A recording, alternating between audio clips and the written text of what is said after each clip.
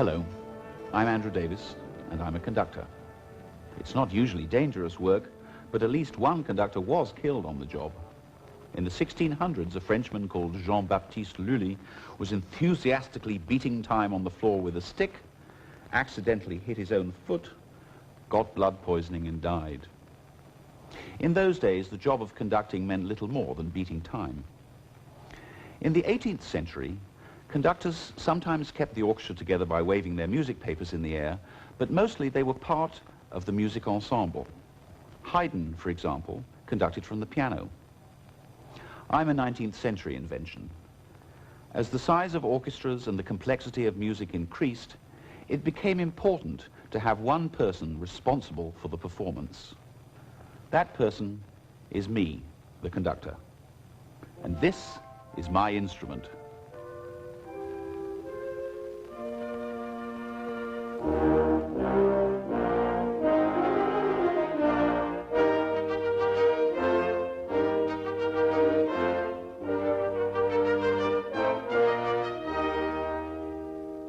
I'd like to tell you a little bit about each instrument, and then we'll make some music together.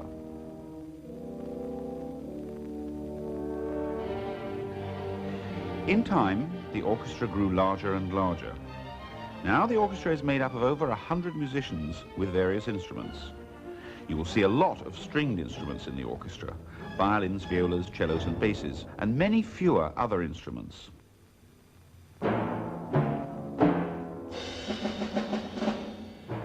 It's a question of balance. One loud instrument, the drum, will be heard over many violins. There are 4 families of instruments in the orchestra: brass, strings, percussion and woodwind.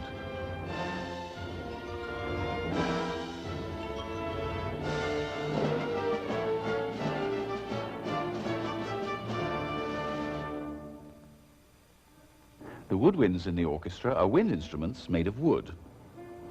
The exception is the flute, which today is almost always made of metal, sometimes even of gold. Flutes have been made from clay, wood, ivory, plastic, and even glass. But metal is preferred because it sounds best, is not influenced by moisture, is readily available, and above all, is easy to machine and solder. In 1846, a man named Böhm invented a fingering mechanism for the flute which revolutionized all the woodwind instruments. His system improved the sound of the flute enormously by making the fingering much easier.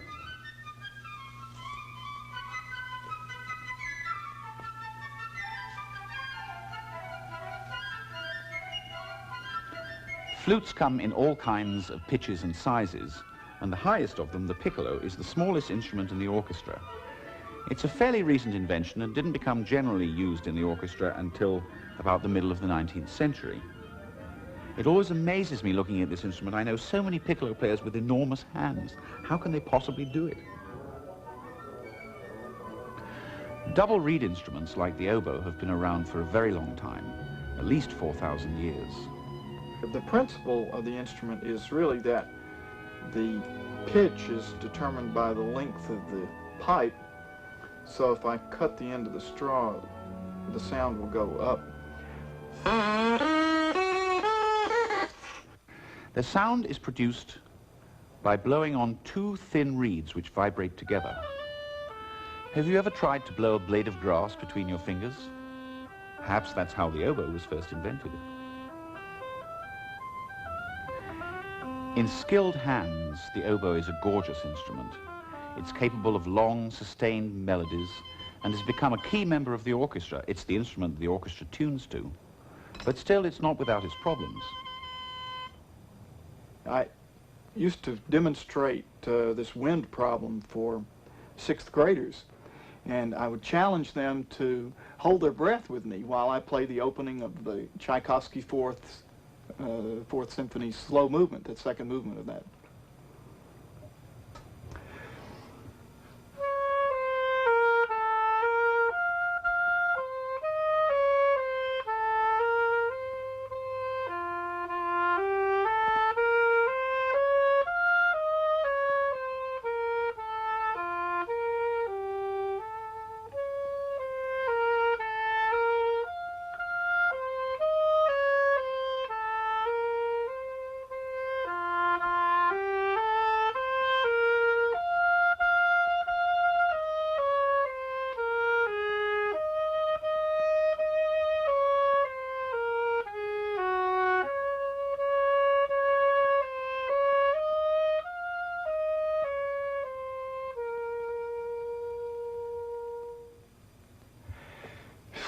So you can see that the last time I did this, some 11-year-old in the front row just passed out in front of me, and so I haven't challenged 6th graders to do that anymore.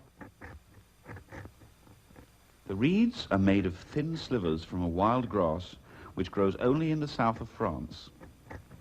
This cane has to be dried, split, gouged, scraped, folded, tied together and scraped some more to paper thinness, and then it may or may not work.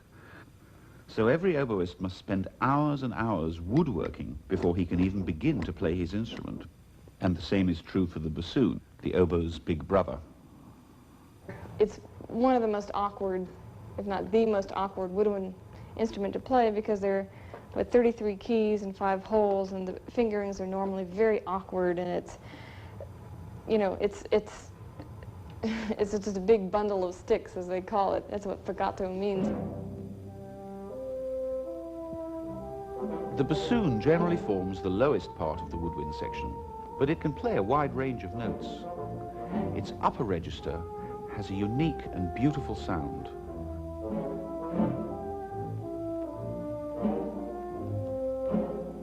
It's usually machined from pear or maple and is very difficult and expensive to manufacture because the hollow in the wood is U-shaped and doubles back on itself, and because the holes that make the notes have to be finished and tuned by hand. But sometimes the clarinet player gets an opportunity to shine. The entire orchestra quiets down, the conductor looks at him, and there he is for 8 bars in his glory.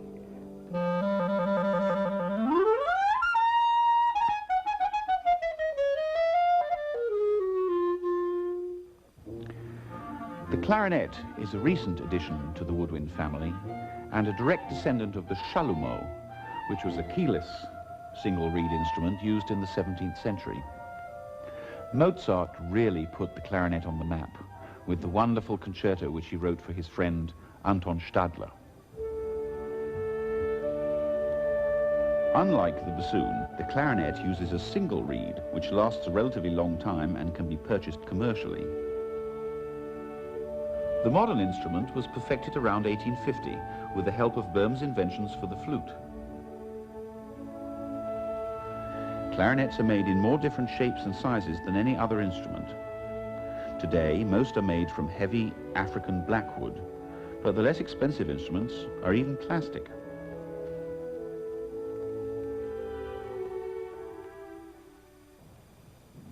Look at this tiny violin, and this is not the smallest one you can find by any means. String instruments are the only ones that are made in kids' sizes. Unlike the woodwinds, stringed instruments which are old have an astronomical present-day value. An old violin, a Stradivarius for instance, sells for hundreds of thousands of dollars. The irony is, not a single Stradivarius violin has come down to us in completely original condition. With the advent of larger concert halls, instruments had to have a more brilliant sound to be heard. Metal strings replaced gut and were tuned higher and higher, putting more and more pressure on the instrument so that all the old violins had to be strengthened and fitted by master craftsmen so they wouldn't break under the stress. The varnish on the finest old violins remains something of a mystery today. No one knows what it's made of. Or, for that matter, why an old violin sounds so much better than a new one. Who knows? Perhaps 300 years from now, some violins made today will be considered masterpieces tomorrow. While it could be said that the violin attained the perfect acoustical size and shape 300 years ago, that's not so with the viola. The viola sounds a fifth lower than the violin, but it's only 1/7 larger. If it were the right size, it would be too long for the player's arm. Perhaps basketball players should take up the instrument. As every beginner knows, and every long-suffering next-door neighbor too, stringed instruments are notoriously difficult to play in tune. The exact notes are not marked on the fingerboard, so the player must learn by feel and instinct where to place the fingers.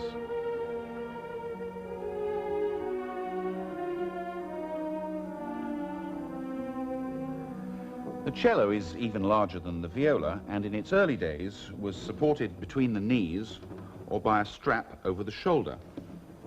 Nowadays, it's balanced on the floor by a metal rod called the end pin. You have light pieces from Barn.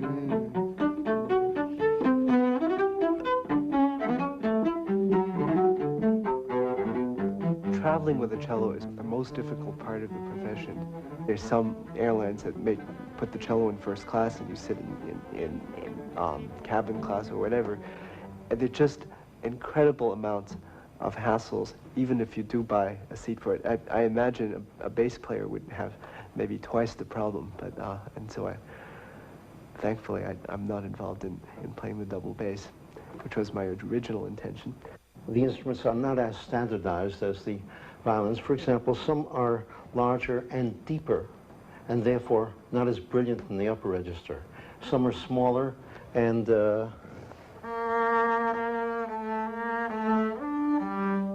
have a, if you want to call it that, a cello-like or a quality, as opposed to the very deep basso profondo quality of the extreme low registers. Some instruments are better in some registers than others. Also, the shapes are different. Some of them are Gothic in their shoulders. These are the shoulders, and they are cut this way to make life easier for the musician who wants to play up high. Some of them are built like violins, absolutely round, which means you can play up here, but you can't get down into the upper register very easily. The largest and lowest pitched of the stringed instruments is the double bass.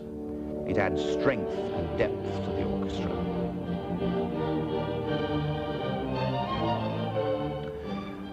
Double basses vary in shape and size more than any other stringed instrument. One enormous giant, called the octobass, was so huge it needed two people to play it. One to draw the bow across the strings, and the other to make the notes.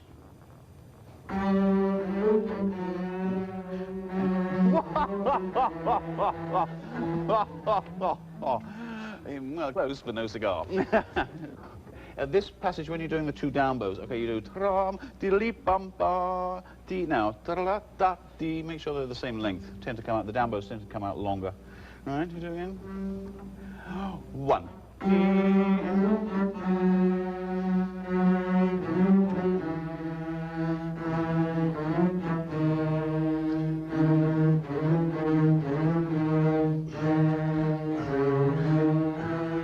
We also do other things. We do play a little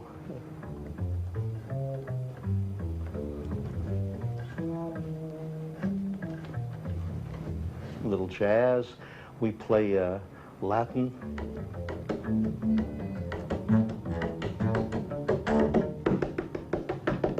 And we do things that the violinists simply don't dream about, so we are quite excited about being bass players.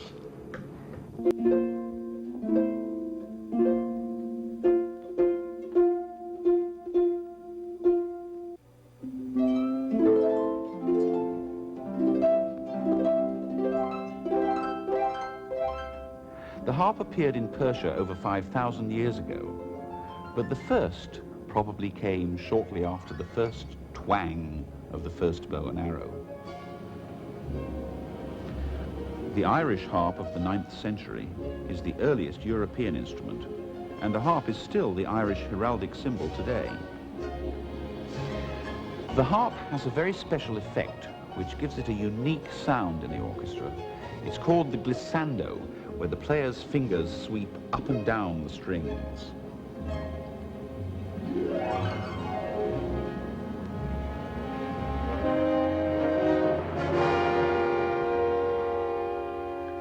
Some of the earliest horns from Egypt were made of pure gold. Immediate ancestors of the modern horn were hunting horns. After various changes in shape and size, similar instruments began to appear at the end of the 17th century, but these could only play a few notes. 18th century horns were equipped with tubes to vary the length and pitch of the instrument. The modern horn was born around 1815 with the invention of valves. All brass instruments today are folded or wound or twisted for convenience, so they come in all shapes and sizes. If you uncoiled the horn, it would be over 16 feet long. On a brass instrument, as you can see, it's all metal. There's nothing to warm up in terms of the instrument. But what you're doing on a brass instrument is you're buzzing your lips.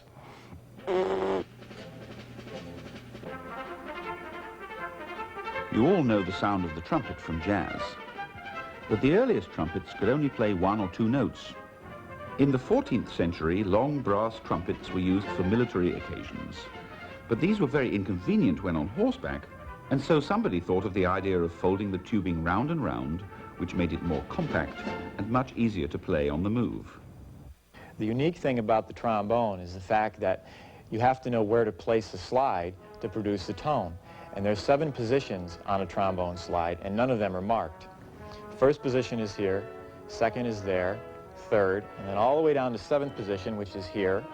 And then if your arm's long enough, you can extend it beyond, and then the slide comes completely off the end of the horn. And that actually happened to me once when I was performing. When I was in high school, I was doing a performance and feverishly moving the slide back and forth. I was so excited about the music and went all the way off the end, and the slide fell into the 2nd row of the violins. The trombone was the first of the modern orchestral instruments to appear in its present shape. It was developed by the addition of a slide to a large trumpet, although a similar instrument was found in Pompeii. Today, the trombone is seen in marching bands and every fall in football fields at half-time, along with its big brother, the tuba, which is the largest and lowest of the brass family. You can't miss its deep, characteristic um-pa-pa as it marches by.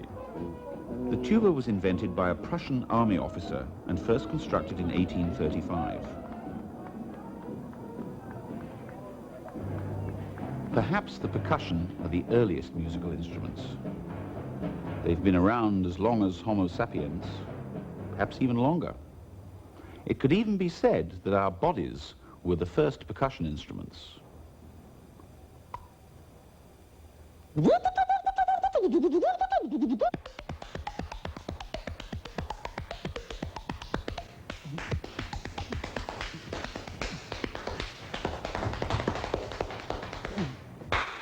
So the world is my instrument.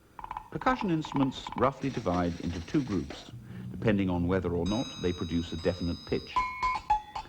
Percussion without definite pitch, like the bass drum, cymbals, snare drum, castanets, tam-tam, and whip. And those with pitch, like the xylophone and the timpani.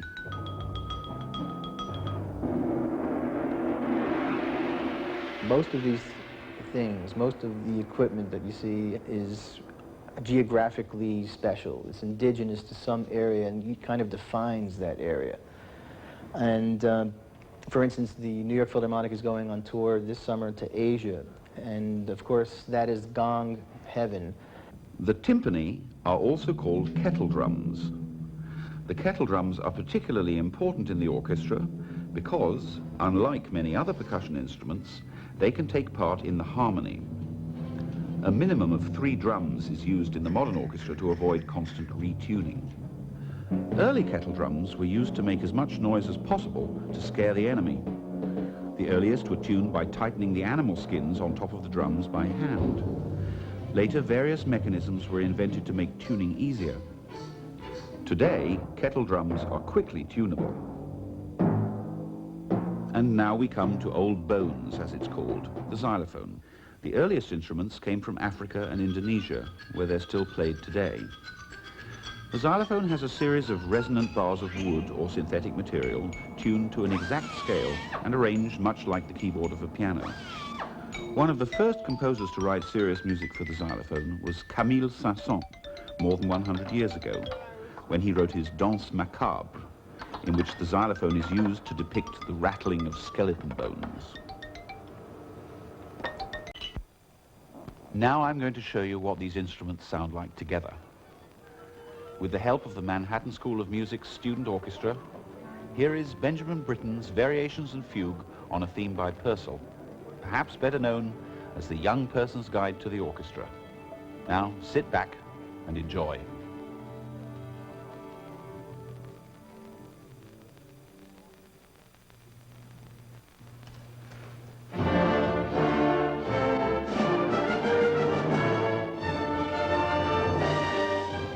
The Young Person's Guide to the Orchestra begins with Henry Purcell's theme, played by all the orchestra together, and then by each of the 4 groups of instruments.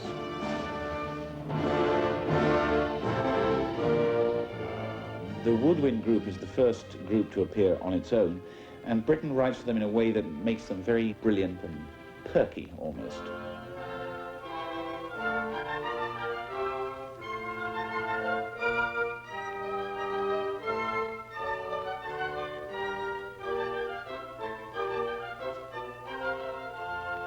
Quite a different mood comes from the brass, because they have this much more powerful and aggressive sound.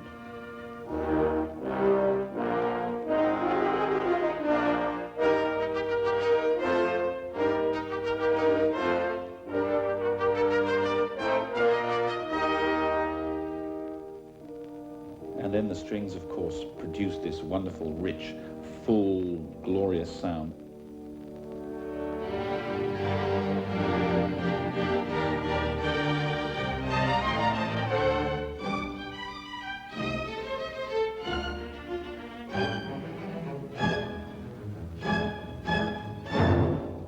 You all know what the percussion sounds like.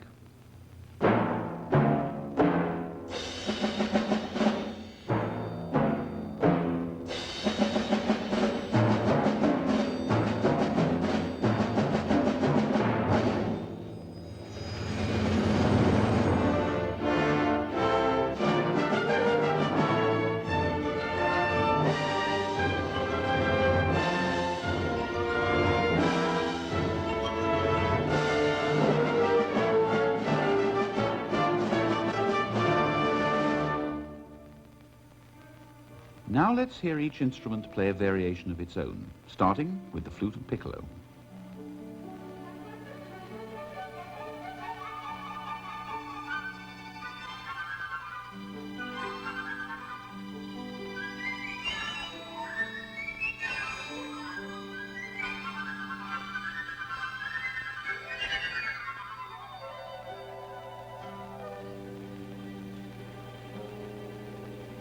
Now the gentle, melancholy sound of the oboes.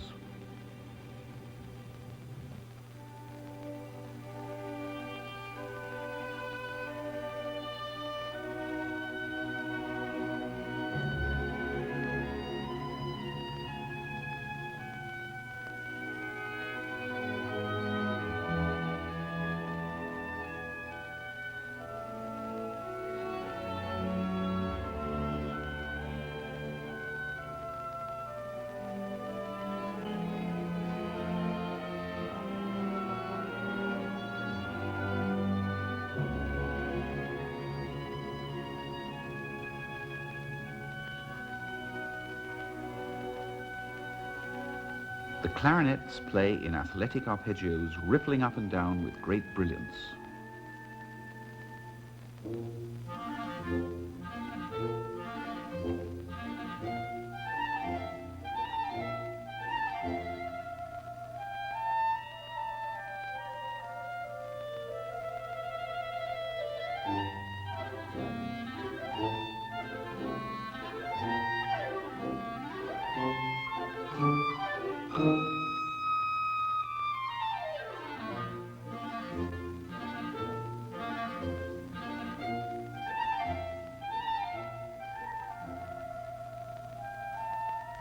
The bassoons add a humorous note to the music.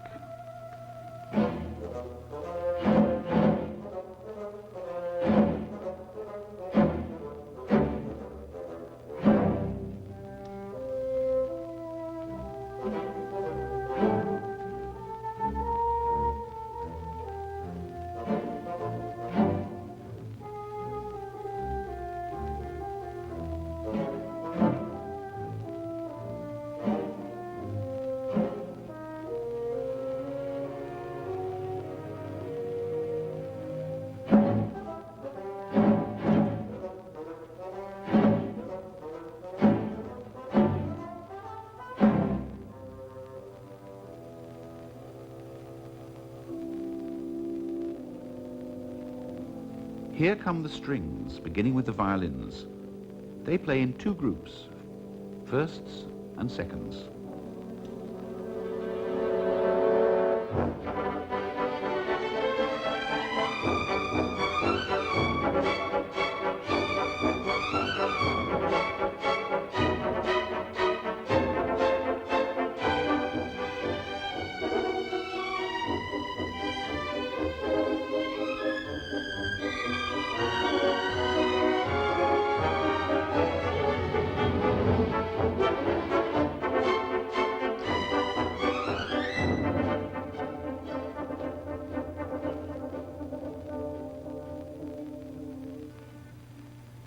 Next, the deeper, more reflective sound of the violas.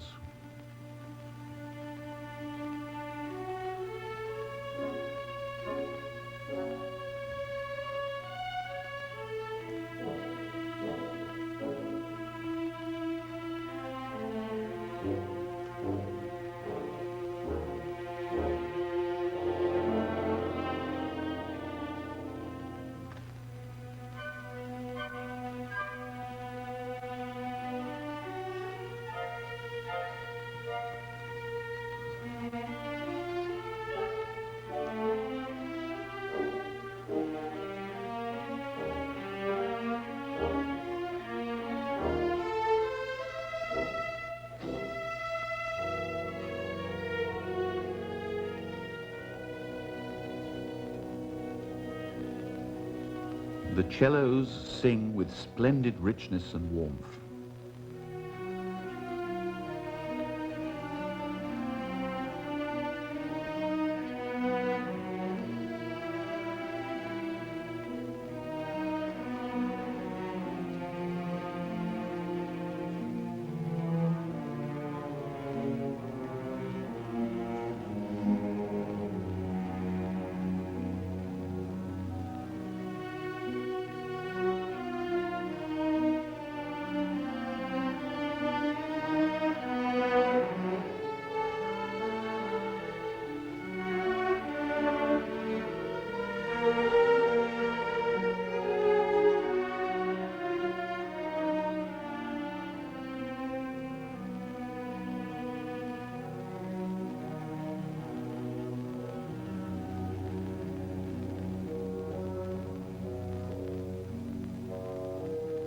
And here are the double basses warming up.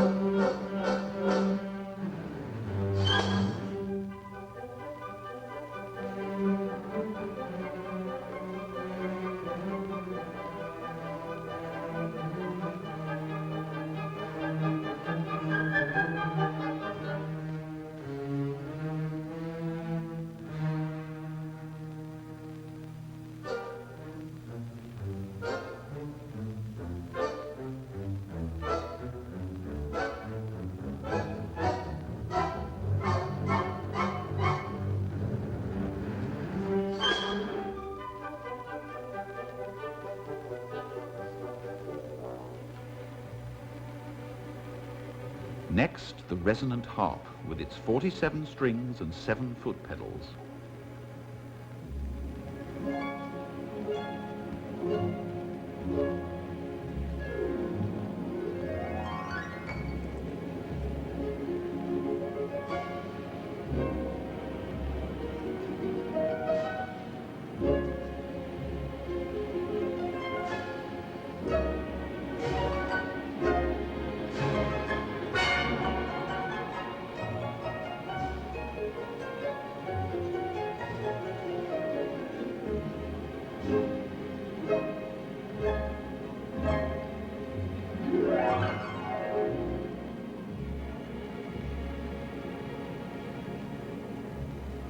The brass family begins with the horns. Their variation conjures up the ancient sound of the hunt.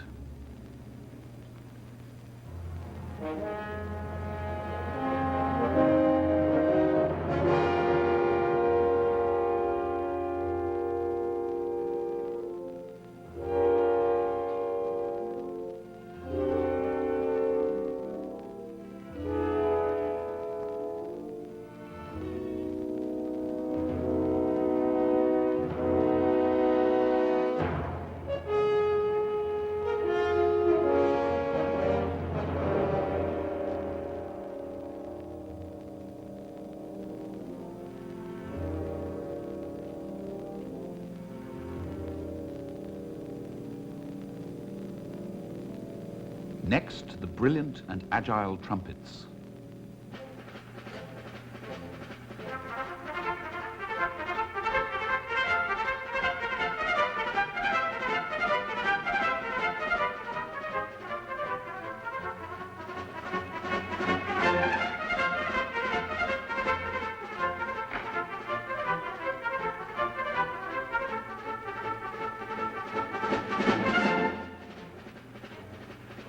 And now the majestic trombones, and then the tuba.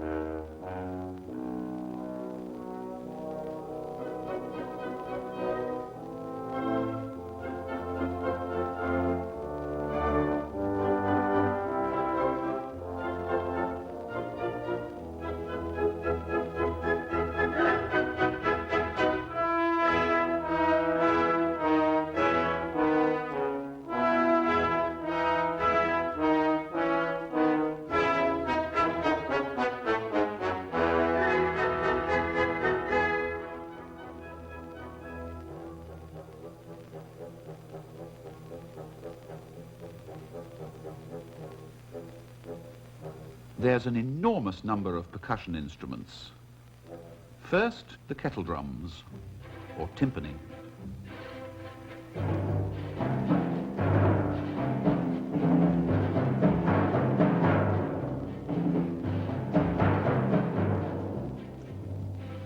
The bass drum and cymbals.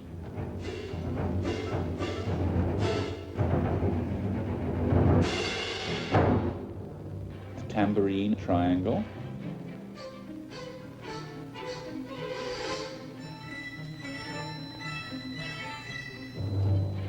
The side drum and Chinese block.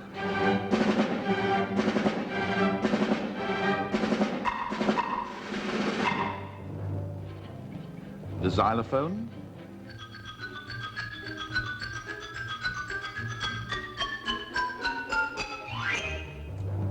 Castanets and gong.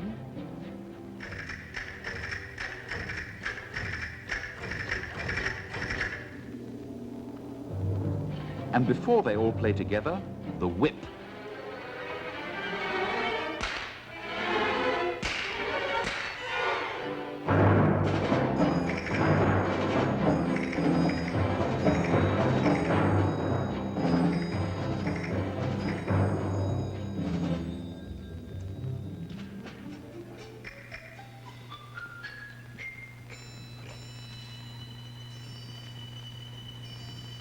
We've taken the whole orchestra to pieces. Now, let's put it back together again in a fugue.